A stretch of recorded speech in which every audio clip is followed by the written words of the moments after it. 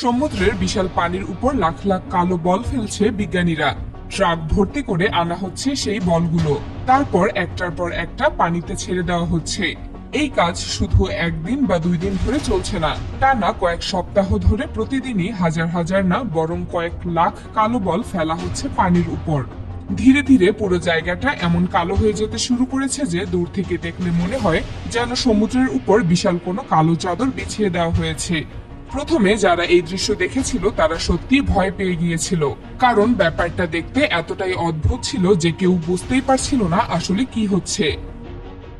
ইন্টারনেটে সেই ছবি ছড়িয়ে পড়ার পর মানুষ আরো অবাক হয়ে যায়।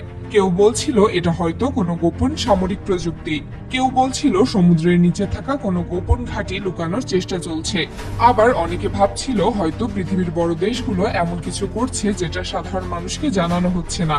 কারণ সত্যি বলতে এত লাখ লাখ কালো বল পানির উপর ভাসতে দেখলে সেটা কি স্বাভাবিক মনে হওয়ার কথাও না। আর সবচেয়ে অবাক করার বিষয় হলো এই বলগুলো সাধারণ কোনো খেলনার বল না, এগুলো বিশেষভাবে তৈরি করা হয়। এক একটা বল দেখতে ছোট হলেও লাখ লাখ একসাথে হলে পুরো বিশাল এলাকা ঢেকে ফেলতে পারে। আর মজার ব্যাপার হলো প্রতিটি বলের ভেতরে কিছুটা পানি ভরা থাকে, কারণ বিজ্ঞানীরা চেয়েছিলেন যেন বাতাসে এগুলো উড়ে না যায়, তাই ভেতরে ওজন তৈরি করা হয়েছে। কিন্তু তখনও সবচেয়ে বড় প্রশ্নের উত্তর কেউ পাচ্ছিল না, এত বিশাল সংখ্যায় এই বল কেন পানির উপর ফেলা হচ্ছে। মানুষের কৌতূহল আরো বাড়তে থাকে যখন দেখা যায় এই কাজ একদিনের জন্য না, প্রতিদিন নতুন নতুন ট্রাক আসছে আর সেখান থেকে হাজার হাজার কালো বল পানিতে ঢালা হচ্ছে। যদি এটা শুধু কোনো পরীক্ষা হতো তাহলে এত কোটি কোটি টাকা খরচ করে এমন কাজ কেন করা হবে। কেউ বলছিল এগুলো নাকি স্যাটেলাইটকে বিভ্রান্ত করার জন্য ব্যবহার হচ্ছে, কারণ এই বলের কারণে পানির নিচে কিছু ঘটলে তা বোঝা কঠিন হয়ে যায়। কিন্তু বাস্তবে এর পেছনের কারণ ছিল একদম অন্যরকম।